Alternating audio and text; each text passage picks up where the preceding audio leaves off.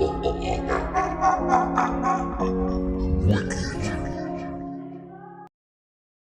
lower level. And then, of course, we have the number 3 class, which is the so-called successful, black woman who is tripping about the fact that she generally has a big job and a credit card or something, But don't you want to see black women accomplish something? Yes, I absolutely do. But if we can't accomplish saving our race, then we have not made an accomplishment. We are looking at our man become endangered. He's already endangered. Over 60% of us are single, widowed, separated, or divorced as of last year. And so we're not together. And there is one monolith in the black community, Raven. If we don't reproduce children, then our nation, our race is going to die out here. And so we sometimes tend to look at black men and say, yeah, they're in this bad condition, and we act like they're going to die out and we're going to live on. But that's not the way it's going to go. If the black man dies, all of us are going to die because he actually is the backbone of our nation. We can't produce a baby by ourselves, and going into other nationalities still just erases, our nation. And I'm trying to get us not to do that.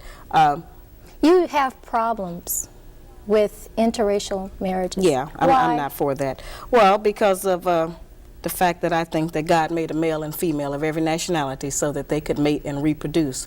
And I think in our particular case, a lot of us try to run to what I call race denial by trying to marry into other nationalities to try to get away from our own heritage. Many black women do that, and certainly many black men do that. So I'm trying to get them to get back together and stop trying to marry and go into other races and infiltrate them with some of the nonsense that we bring as a result of our sad slavery history. What if a woman says to you, well, I was alone, and he came to me at a very vulnerable point in my life, whether he's Hispanic or from the Middle East, or he's Caucasian, white, and Caucasian, doesn't matter. And she just says, he came to me at a very vulnerable point in my life, Shahrazad, and he's good to me, and he takes care of me. It's not necessary for people to confess to me. I tell people all the time, I'm not taking a poll. This book is about self-examination and personal development. And if after reading this book, she thinks that she is still in the right place, then I don't have any control over that. I'm not out here as a judge. As I said, I haven't set myself up to say I'm the perfect black woman. Everyone should be about me. I have the same problems that all the rest of y'all got. I'm just trying to work with it, and this book is so brutally honest. We've never had anybody just straight talk to us about our personal problems, what happens inside the black home after the door is closed. And we have had a tendency to think that it's some kind of secret, that nobody recognizes, that we don't get along. And we tend to think that somebody is going to pick this book up from some other nationality and think that all black women are like the women that I describe in this book. That's totally impossible, because the things that I describe are visible and they're audible. You can see them or you can hear them. So nobody's going to mistakenly think you do these things if they don't see them or hear them coming out of your mouth or out of your actions. So there's no danger of people thinking that all of us do this. Shahrazad, there are a lot of women out there who think, you don't like us, you don't like black women. Oh, yes, I do. I love black women. I'm a black woman myself, and I got 5 daughters and 4 sisters, so that would, be ridiculous of anybody to assume that. As I said, we have just never had anybody challenge us on our behavior. We've never had anybody to say, well, let's look at what we do. We know what he does, and he's wrong in a lot of what he does.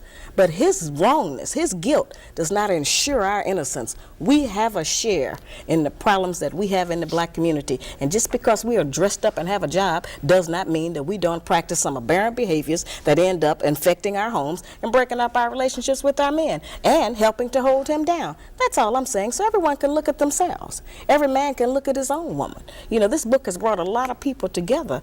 This book has reunited a lot of couples who now understand what happened in their relationship. It's required reading in 15 historically black colleges and 10 white colleges. Everyone must study what slavery did to the black woman. We have never looked at it as an independent study. May I ask you, on what do you base your information? Just research. Being a black woman myself, living here in the country, and I interviewed over 3,000 people. I interviewed 379 black men who were married to or dating white women, over 100 black women who were married to or dating white men, and a little over 2,000 black men and over 1,000 black women. And what I found is that we don't have a control group. There was no point in me listing all of their names because we don't have one set of Negroes that we could point at and say, okay, well, this particular group is not affected by slavery. All of us are affected by it. We just have not been able to identify the manifestation of that behavior and be able to trace it back to what the root was and how we got that way. A lot of the behavior we practice because it's trendy, it's popular in this country, and so we think that that's just the thing to do. Do you fault the black man for anything? Yes, absolutely. Briefly, I fault what? him for lying. For lying? Yes. About? All kinds of things. He won't tell us the truth about his life because he knows that we can't handle the truth. And so he will lie to us about his activities and his life because it preserves the peace for him, he thinks. But we know that lies don't build a relationship. They create doubt, suspicion, and fear. And then we exhibit those behavior traits. And fear in the female is always translated as hostility. And so, see, it's a locked-in circle that I'm trying to get us to look at, how these things are connected and what they produce. A lot of the anger and frustration we have at each other is really not even at each other. It's about our conditions.